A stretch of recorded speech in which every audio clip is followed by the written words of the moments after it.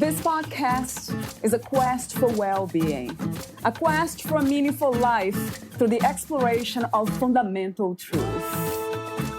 Enlightening ideas, insights on physical, mental, and spiritual health. The inspiration is love. The aspiration is to awaken new ways of thinking that can lead us to a new way of being well.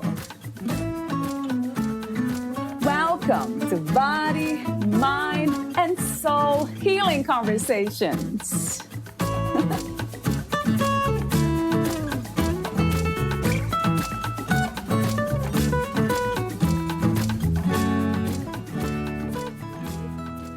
8 years ago, a man who was not Sandra A. Miller's husband invited her on an armchair treasure hunt, a search for $10,000 worth of gold coins buried in New York City of all places. When she said she'd go, her world was upended. At the time, Sandra was helping her ailing mother to die and her almost teenage children to fly.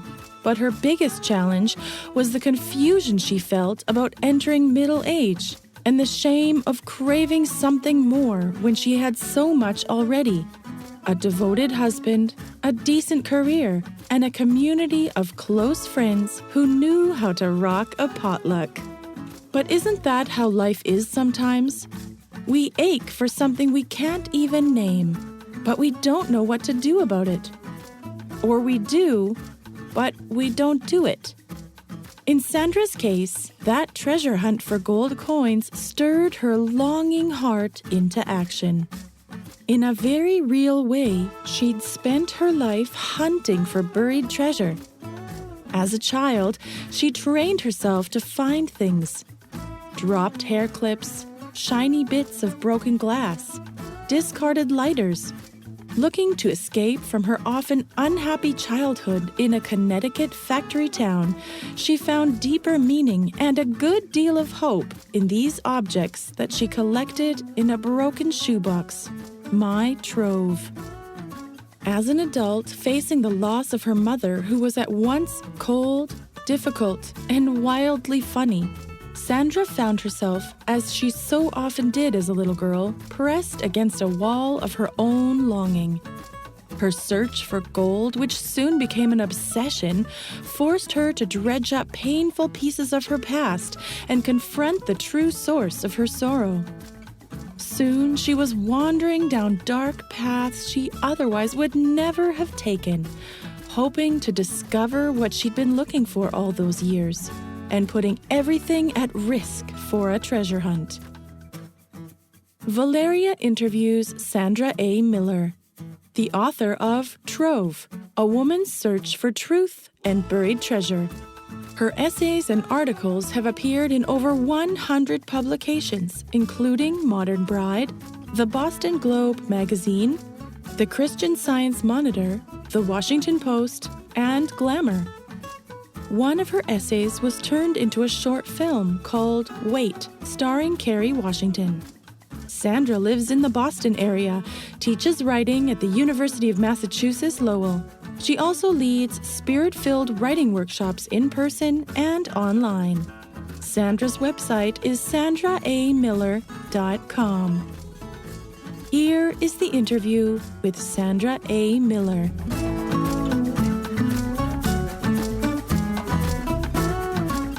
In your own words, who is Sandra A. Miller? Sandra A. Miller is a very open human being who considers herself to be, in terms of actual identities, a mother, a writer, a teacher, a wife, a friend, but also a treasure hunter. And that identity has become particularly strong since a year ago when I published my book, Trove, A Woman's Search for Truth and Buried Treasure. And I really outlined my book in terms of, or I outlined my life in my book, it's a memoir, in terms of how I go about searching for treasure in the world and being open to the treasures that are all around us, and the treasure that we're looking for and the treasure within. So I could give a much longer answer to that question, but right now I consider myself a well-rounded treasure hunter. Yeah, I have lots of questions for you here on that. So, before we talk about some of the topics in your book, Trove, A Woman's Search for Truth in Buried Treasure, I have a few warm-up questions, as I mentioned, off record. The first one is, what is your other word for treasure? My other word for treasure. That's an interesting question because I don't think there is one other word for treasure. Treasure to me is so all encompassing. It relates to my family. My children are my treasures, my husband, my students, the things that I find on the ground that I pick up and put into my trove every day are my treasures. So they're actual physical things in the world too. My life work, which is writing and communicating joy to people, is also my treasure. So I feel like treasure is this very sort of powerful, all-encompassing word, and I can't quite give it a synonym or give it another word, but I can say that it's a way that I define myself. So through treasure, so it has far more implications than just one word itself. It's interesting though. The word treasure comes from Greek thesaurus, which means storage or storehouse or words. So we think of the word thesaurus, which derives from the same root. And it's funny because as a writer, words are truly my treasure. I guess thesaurus. I'm sure I'm pronouncing that wrong. And so the way that words and treasure are connected for me and connect back through the lineage of the word is actually quite interesting to me. So in one way, I have many treasures, words being one of them. Yeah, your book is all about the treasures within and also the ones outside. So I'm wondering if we can connect them. I think they have to feel a sense of wholeness when you identify as a treasure hunter, when you're looking for your treasure. It's funny because I had a very clear search that I detailed in my book, and treasure means something different to everyone. So there are many people who are actually looking for something very specific in the world. They want to have a baby, or they want that job that's going to fulfill them, or they want the money so they can get the beautiful beach house, or they want time to themselves, or they want to be healthy again. And those are very sort of specific, identifiable treasures. But I think that even if you get those things you want, I don't think they have the same meaning unless you actually feel the depth of satisfaction. You feel the gold inside. You feel the treasure in your spirit. You feel connected to spirit, and you feel an inner satisfaction. And in that way, I think we can have all sorts of treasures. There are people who are certainly in possession of some wonderful treasures in this world, but unless they have that sense of internal satisfaction, or they they have nothing, honestly. Yeah, so true. I agree. When you say treasure, I think about the things I value. It sounds like playful too, the way you speak of searching or looking for treasure, like it's playful. So playful. It's a lot of fun. I started when I was a little girl looking for treasures on the ground, picking things up and making meaning of them. And I would find coins and buttons and little clips, and I would interpret them like treasures. I used to find those soda pull tabs that in the 70s, before the when you could open a can, now you push in and it stays attached to the can. But in the old days, when I was young, you actually had these silver pull tabs. I used to find them on the ground and collect them. They look like keys. They're shaped almost like keys. And I used to believe that they were keys to some other alternative universe that I could enter if I could just find the right door. So treasure does have very playful connotations for me. It's the sense of finding things, making meaning of them, finding magic in the world, and oftentimes I'll be shown some kind of treasure, something on the ground, and there will be some coincidence that connects to it. And it's not a coincidence, as someone I once said, confirmation that we're aligning with the universe, that we're open in our hearts to searching, we're having fun with it. It becomes a very joyful, playful thing to look for treasure in the world. Yeah, I love this idea, though. It's a wonderful healing method, even. So, what does it mean to be a human being to you? Oh, to be a human being, you ask good questions, tough ones too. Right. Oh, all right. Well, how long do we have? That's okay. Let me see if I can give a short, more concise answer.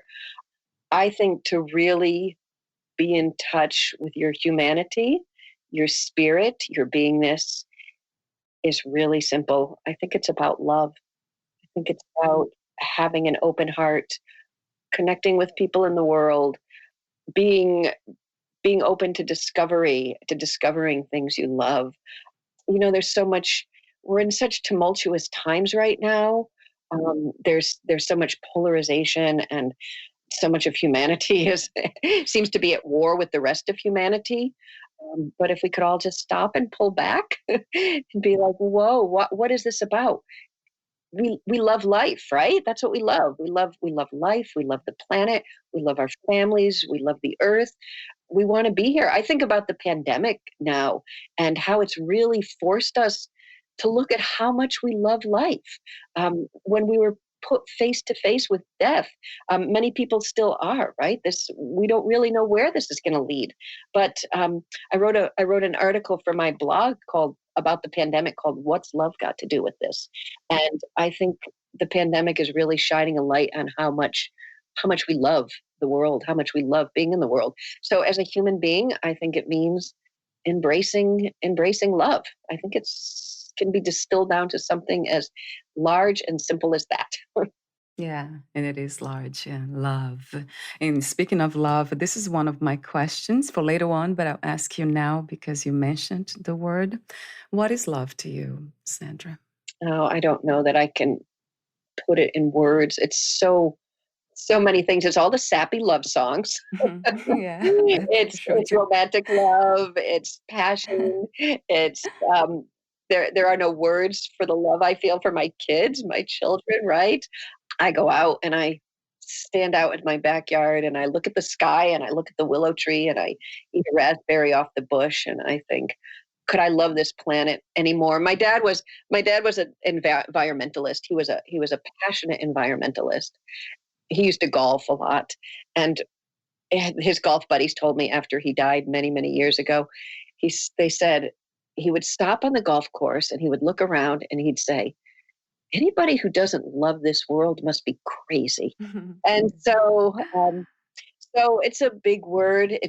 But I think it's a very felt word. It's a word that we have to actually feel to connect to it. So I'm going to come up short on that one. Your father, just mentioning that, how much he valued, speaking of values and treasures, yeah, he treasured earth. Usually women, they're more in touch with that. So my other question is about freedom. What is the meaning of freedom to you? Or what is to be free? To not have a full sense of your authenticity, if that makes sense, to live your life in a real, honest, true way, the way that feels true to you. I know that feels very different, and some people's version of truth are in conflict with others, but I think we're all on our own path in life. We all come from different places. We're all on a different stage of this journey. So to live in a way that feels authentic, to not have to hurt people, to not have to be aggressive or cruel in any way because you feel like your own life is threatened or your own principles, and to have a sense that you can draw a deep breath at night and sleep well because you're not afraid. And many people don't live with freedom. I feel like we have a lot of luxuries here in many ways, not all of us, but I certainly have. And I have the luxury of feeling free in many senses of that word. But I'm also very, very conscious that it is a luxury. I think it's everybody's right to experience freedom, but not everybody does. That is for sure. I think that's what a lot of the Black Lives Matter movement is about, right? To value freedom for everybody, which is really coming into question right now about who really is free. So I think it's an interesting moment that we can all look at our freedoms, question them, and for those of us who feel that freedom, we should fall on our knees and be grateful for that every single day of our lives. So true, Sandra. And I know you mentioned earlier the pandemic and everything that's happening in the world at this time. So let me ask you this question. What do you think is the world's greatest need at this time? Oh, so many needs, so many needs. Those of us who have something to give right now, I think we need to give. And that again, that's a scaled thing. That's different for everybody, right? Some of us can give time, some of us can give money, some of us can give our medical expertise, and some of us can't do more than sit sit in our houses and draw a breath and take care of ourselves. And for those people who have to do that, then that's what they can do right now. Do their best to stay healthy and to stay well and to stay alive in this world in a healthy, loving place. But I feel like the world needs all of us right now to step out and say, "How can I serve?" I once I heard Oprah Winfrey speak at UMass Lowell, University of Massachusetts Lowell, where I teach, and she came 2 years ago, and she said every day she wakes up, and the first question she asks is, "How can I serve today?" And I think that the quickest way to get what we want is to give. And I think those two work synchronously. And by giving of ourselves, by opening our heart, by being generous with our many, many gifts, I think that we are rewarded. And I don't think we give the gifts in order to get the reward, but I think that's just what happens. I think that if you practice the spirit, if you practice giving and you live your life in the spirit of generosity and giving of what you can on whatever scale you're able to do that, you will be amazed at how your life becomes fuller. Yeah, and I agree 100%. Yes. Do you have a vision for a new reality after this is over? If it is over. Yes, absolutely. I do. It will be over. I have a vision that I hold on to. I fall asleep sometimes thinking about it. I've been spending a lot of time outside listening to all the new birds this year. Everything feels different this year with less pollution, less traffic, less cars going by, just less noise. And nature's very attuned to that. And anybody who's spent any time in nature since March will recognize that the animals are out in full force right now. The birds are singing. They're so happy. They're fighting in my bird bath every day, that little, to splash. And I'm seeing, as I see nature and the planet wake up, I have this hope, a vision, I can call it, that we will continue to recognize that we have to find a way to still ourselves and to pollute less, to value the environment more. The studies are being conducted now on the effect of the pandemic on pollution levels and ultimately what could be the outcome. But there is some hope around this, that with people with less pollution, people are far more cognizant of how we can help the planet. This is a moment, we are being given a moment that we can work together to recognize what the planet needs to survive. So my vision involves recognizing, particularly environmentally, what our planet needs now so we can go on and fight for our freedoms.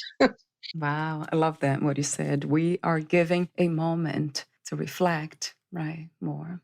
Mm-hmm. Mm. It is a pause. I appreciate that so many people are struggling with this. They've lost their jobs. I have sincere and deep appreciation that this is a time of struggle for many, many people. I'm one of the lucky ones who isn't struggling in too many ways. But I also was so grateful for March and April and the chance to slow down. We were so frantic all the time, right? We're always in motion and we're always on to the next thing and going to dinner and ordering takeout and rushing here and there. I was so happy to rest, to put a fire on the fireplace and not get in my car for several days at a time. And again, it's been hard for a lot of people, and I'm in a position where I was able to rest a little bit in that time. But I also did things like reached out to people in the community and tried to do what I could in terms of supporting those who were not able to rest. So it's a time to give back, but I also really enjoyed it. I like the winter anyway. I like hibernating. I like out here. You don't have that in Long Beach, but here in the Boston area, the snowfall really quiets us. So I like that time of quiet and going inside. And I felt like the pandemic in many ways, whether it's been a hard time or a blessing for some, I feel like it is a chance for everyone to pause and to reevaluate. I love that. Yeah, you were able to see the opportunity, yeah, behind of what is happening, and hopefully all of us will be able to see the same thing, the opportunities that come with challenges. So, what do you love most about being a woman?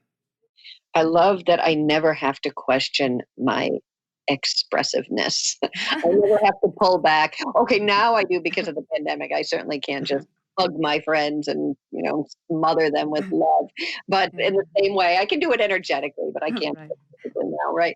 But but I love that women are given the gift of never, almost never having to question whether they can express affection or love. Where we, as a mother, I was, we get to train on our children, but you don't have to be a mother certainly to be an expressive woman.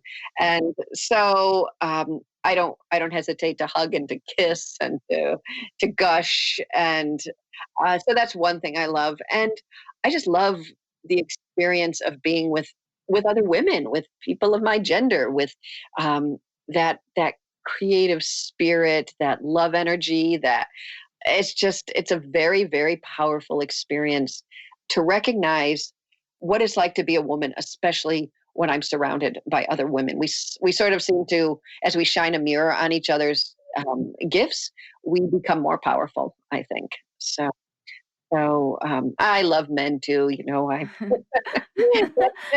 That's not off the table by any means. I adore my husband, but there is something wonderful about being with female friends and just the ability to appreciate and to recognize and to compliment and to gush over. That's beautiful. And I agree. True. What is the most challenging aspect about being a woman? Well, I think a lot of the challenges that recently, finally, I don't know what took the world so long. A light has been shined on many, many of the challenges in terms of women's oppression, women not being valued or feeling made to feel less than. We still see discrepancies in women's pay. The truth is, it's absolutely ridiculous that this country cannot manage to elect a female president.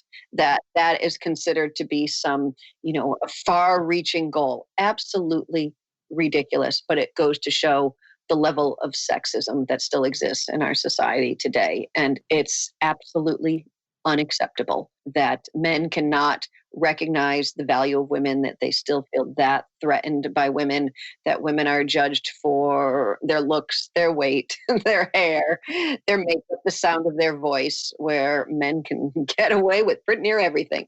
So I guess the biggest challenge of being a woman is that there's a large part of the population that doesn't recognize our value. And I'm lucky because I get to say that in the United States. There are certainly women in countries where they're now not allowed to speak up for themselves, and they are devalued to the point that they don't have their full humanity. And so I think that's the biggest challenge, is that I think everybody needs to recognize and honor and respect our full humanity. And that's your vision, right? I love that. Yeah, yes, true. I have one more question. This is about God. My last question, a warm-up question. What, where, and who is God to you? God to me, I grew up with a very Catholic God, a sense of God as an old guy with a white beard. Yeah. That was just my childhood vision. I was actually lucky. I had lovely Catholic schools that I went to, but I got confused about God. But part of my path and my search in life has been to find a God that feels right to me.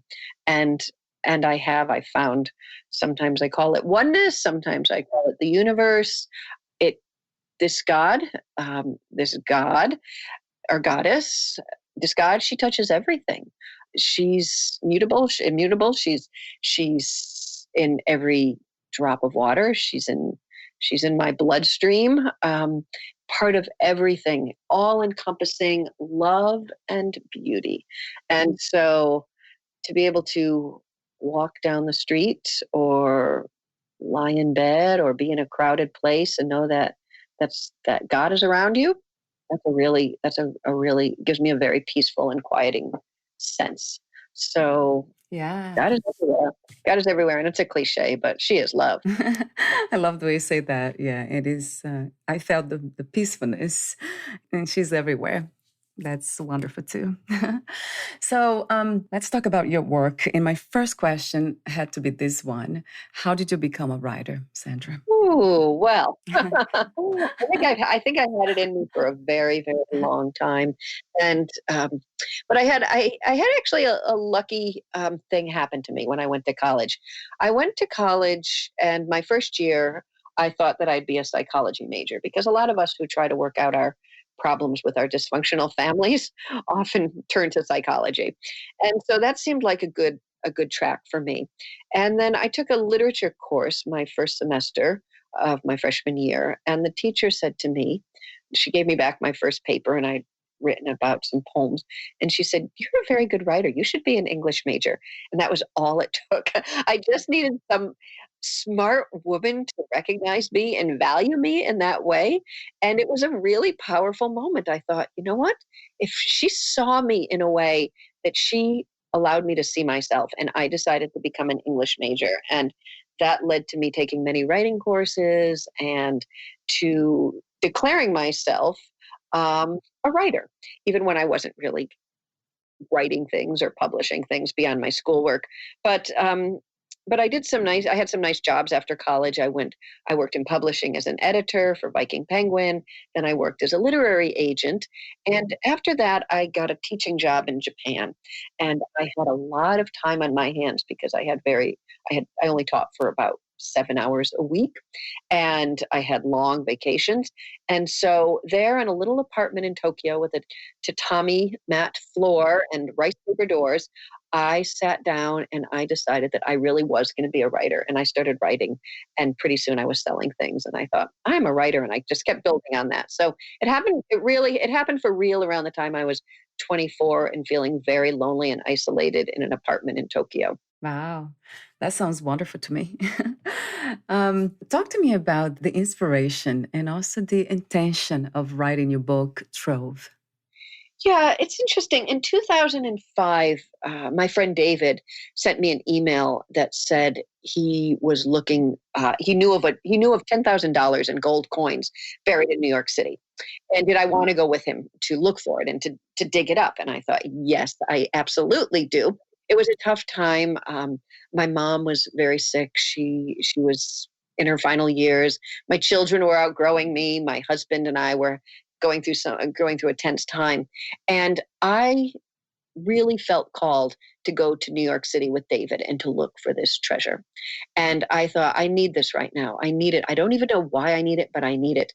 And in that experience of looking for that treasure in New York City, it opened me to a bigger search, a search for the connection to my mom that I never had, to the dad that I lost when I was 19, to what I wanted to do with my life. I was in my 40s at the time, and I was kind of about to enter into a nice midlife crisis. So I feel like I wrote that book with the intention, or I was called to write that book with the intention of sharing my story of going on a treasure hunt, an actual treasure hunt, as well as looking for a deeper treasure inside. And I wanted women in particular, but everybody who reads it, I wanted them to be more compassionate for their own search, for people to read the book and say, okay, this is available to me. Things might be hard in my life. This might not be the ideal time, but this treasure that I need to find, I can go find it. So partly I had to tell my story. I was a writer and I wanted to tell it, but I also felt like I wanted to inspire other people or make other people more sensitive to the possibilities available to them. Yeah, that's beautiful. Thank you for that. It comes across. So, what is to live a life like a treasure hunt? Or what is to be a treasure hunter in life every day? Yeah, well, I think I grew up, as I said, as a treasure hunter. I was always looking for treasures on the sidewalk and making meaning of these little found things. But I think being a treasure hunter, everybody is searching for their own idea of treasure, right? Their own sense of fulfillment. But I think that to be a treasure hunter is to be open to what's out there in the world, to see the clues, to make meaning of the clues, to put things together and say, I've been thinking about changing my career, and here's this opportunity that I'm seeing here to go back to school. Am I getting a message? To see the messages, to see signs. I think signs are everywhere if we look for them, if we expect to find them. So many people are lost in their phones right now that their heads are down. They're scrolling through Instagram looking at everybody else's treasures, and they forget to just look up and see what's out there in the world for them. So I think being a treasure hunter is really being attuned to not just nature, but whatever's out there in the world. Before the pandemic, I used to practice my treasure hunting skills in the grocery store. I used to go into the grocery store and I would smell the lemons and I'd smell the cilantro and I'd look at the offerings and I'd think, look at all of these things available to me. Let me really notice them in a sensory way, right? So I'd smell and I'd look and I'd touch, and when there were samples, I'd taste, and I would slow down and say, I would use it as a chance. I would use going to the grocery store, which is something I used to hate, and then I came to love it, as a chance to slow down, to practice noticing, to practice using all of my senses. So pandemic strikes, right? Now we all have to be so careful. We go through grocery stores with our masks on. It's a different story, but we can practice being a treasure hunter in other ways. Go out into nature, leave your phone behind or shut it off, put it on airplane mode. Move slowly through the world. Look at the beauty of the leaves. Notice the plants you never saw before, or what is it? What do clouds smell like, right? What is after the rain? What does that smell like? And I think if we become attuned to our world in a truly open and thoughtful and sensitive way, treasures appear all around us, big and small. I agree. I love that idea of slowing down and resting more, even within action. But I'm wondering if, in order to do that, and slow down in a world, we need to slow down within first. I think they work in harmony. I think that if we can actually physically practice slowing down, I think we slow down within. Uh, we've been we've been rushing for a long time now, right? And technology True. makes us rush more, right? Yeah.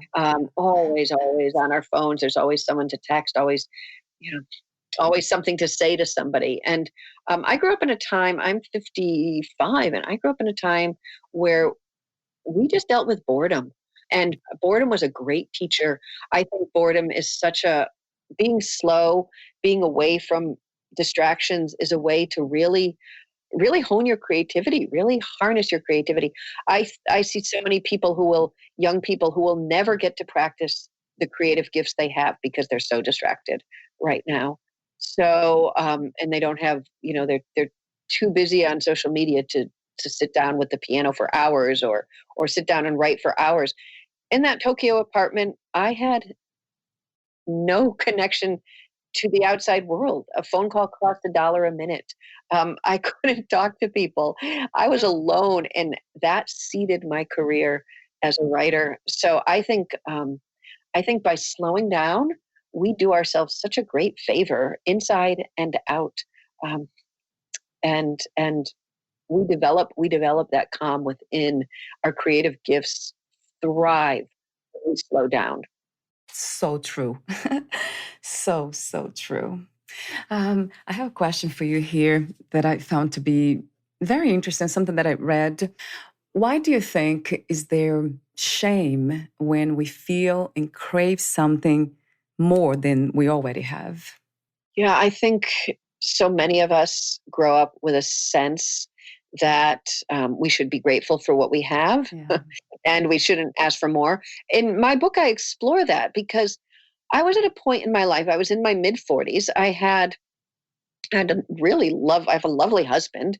I had two great kids. I had a job, a nice home, a nice community. But there was this sense of not feeling deeply fulfilled. And I've talked to a lot of women in the process of writing this book. It was a 7-year process of writing and through to publication. And I talked to hundreds of women about the subject. And I know so many women, particularly sort of late 30s up toward middle age, where they start saying, "Oh, I'm longing for something and I can't even name it. And I feel like I should just be so satisfied and happy. How lucky am I? I have a family. I have a job. I'm not out on the street. I have enough money. I can go on a vacation every year."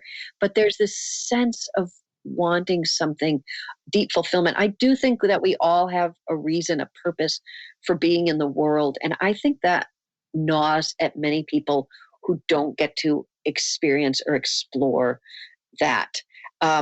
So many people feel like they can't, they don't have the time, they don't have the money. It would mean upsetting their lives too much. So I think instead it turns into this shame. Oh, I should just be happy with what I have. I'm fine. How lucky am I?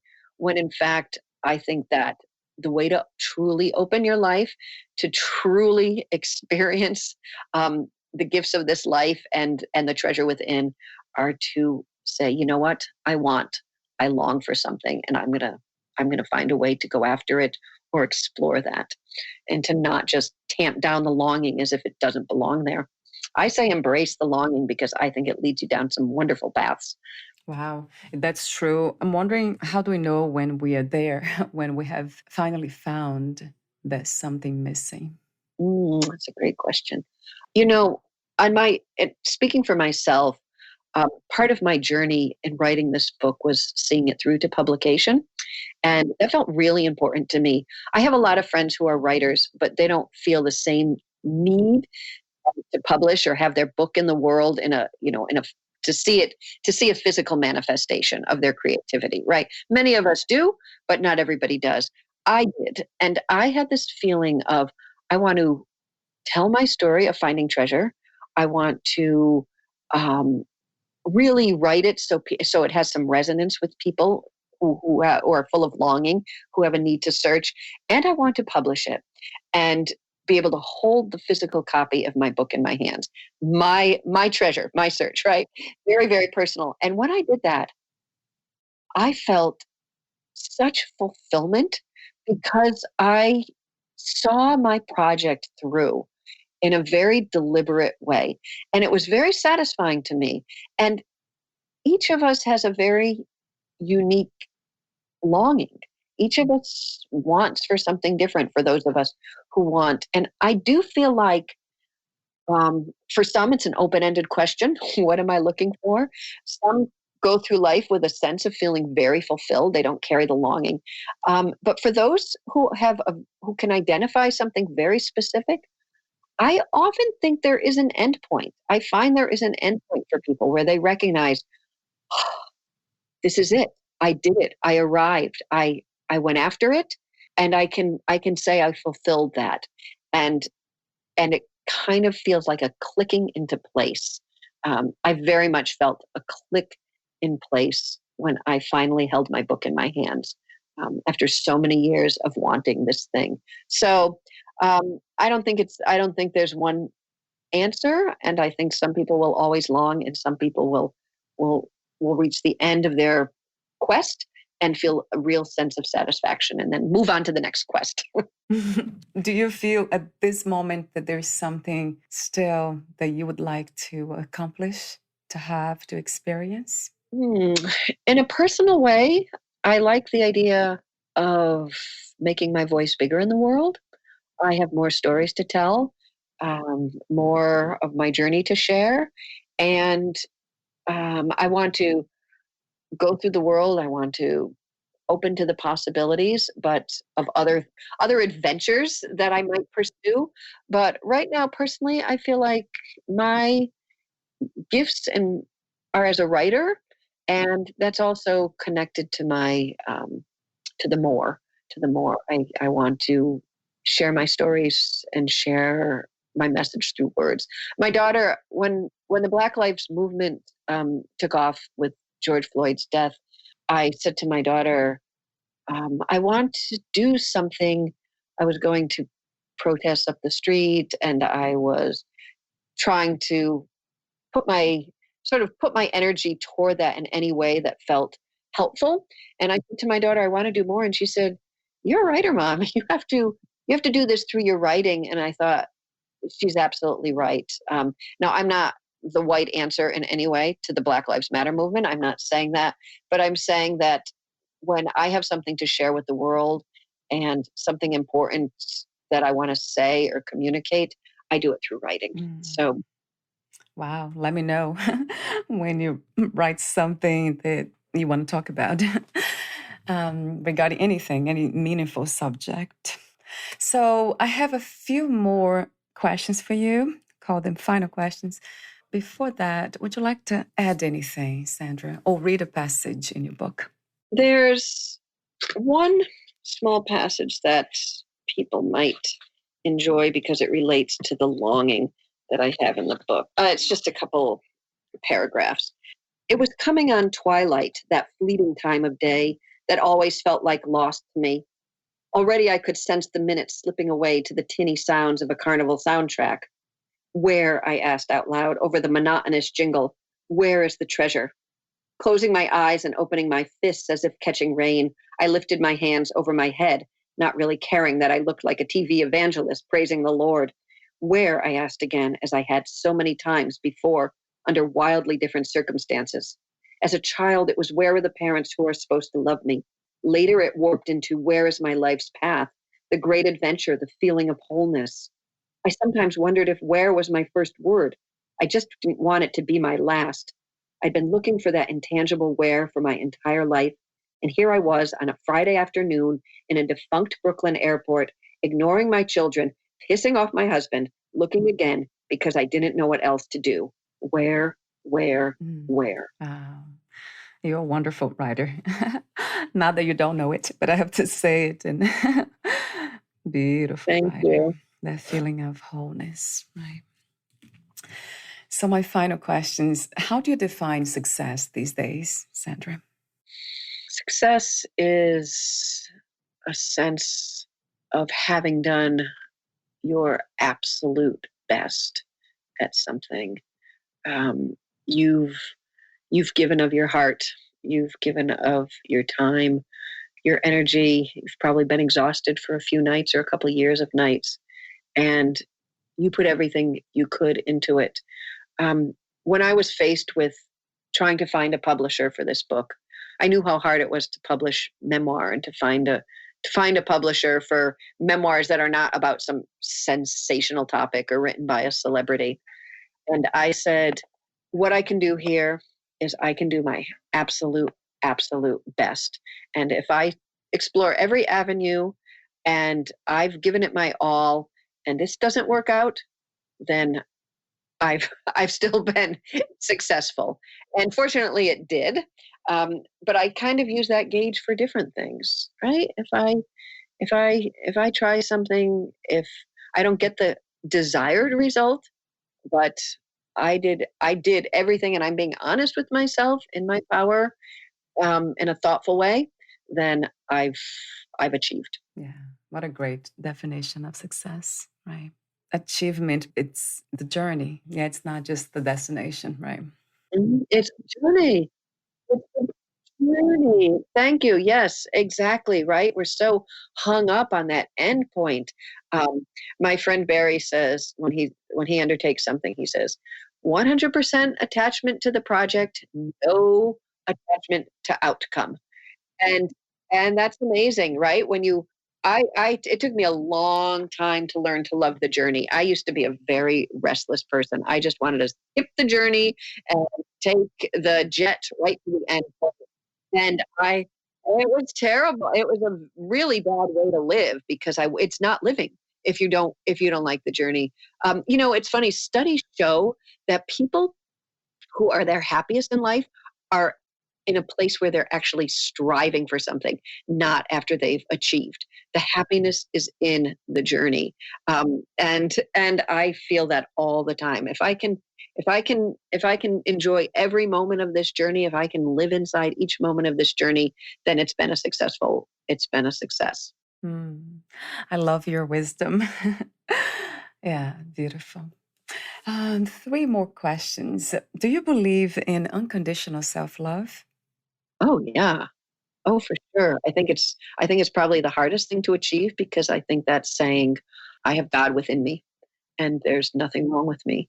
So I think that goes back to your earlier question about what is God. When we have unconditional self-love, then we recognize that we are God, and I don't mean that in any sacrilegious way. I just mean it in the sense of universal love.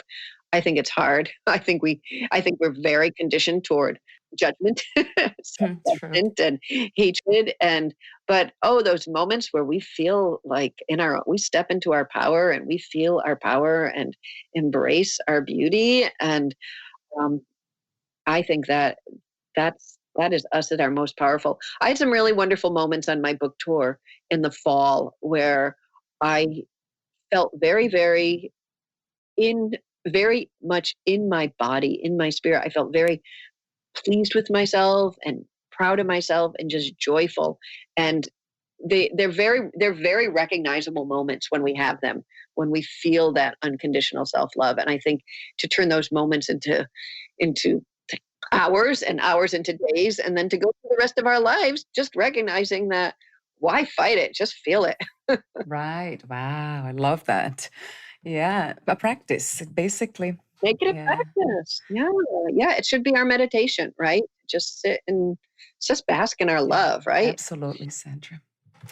Two more questions. If you knew you would die soon, meaning losing the body, would you make any change in your life or do anything differently?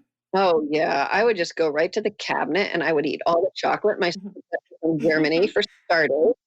Um, I'm not even joking about that. I would just go for it, right? Yeah. Um, why not? And I knocked on wood when you said that.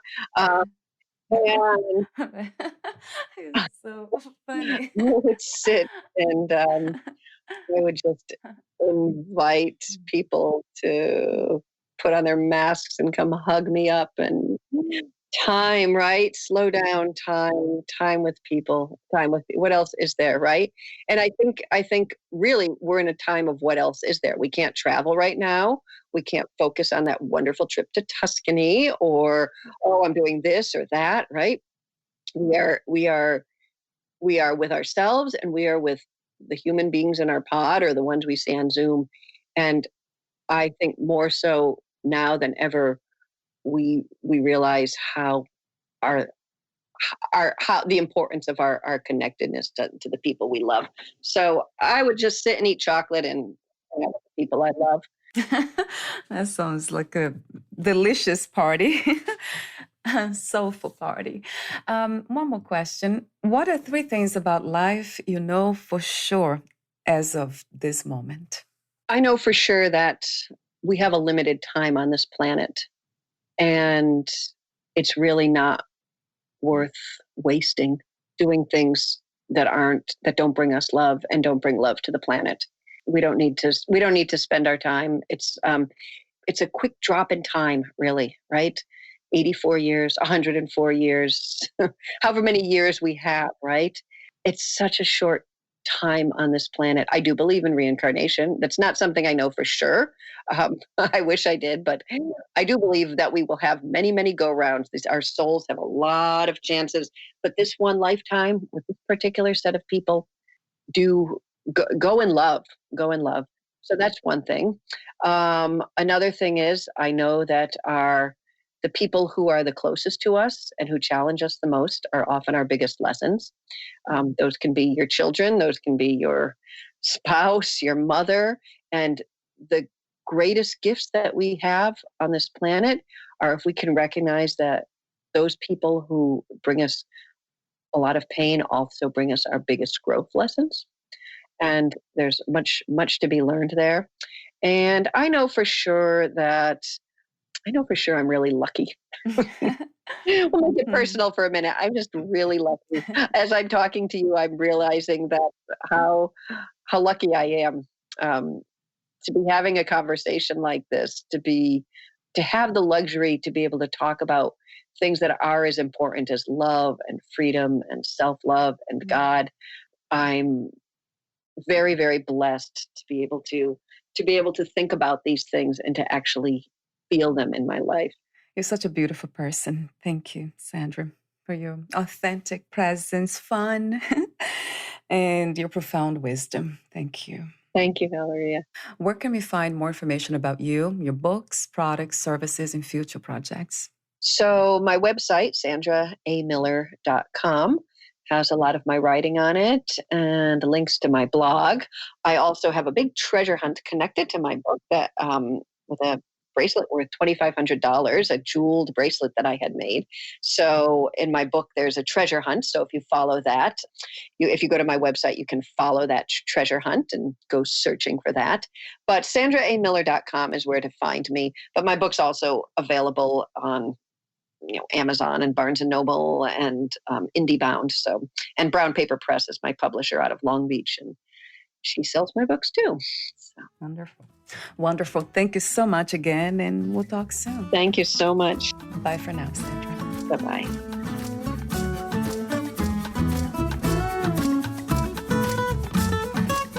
Thank you for listening.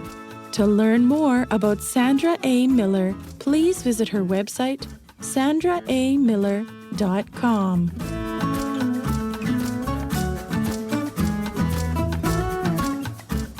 To learn more about this podcast, please visit fitforjoy.org/podcast. I want to thank the Patreon members, Lawrence McGrath, Mark Basden, Terry Clayton, and Aidan Vickrock.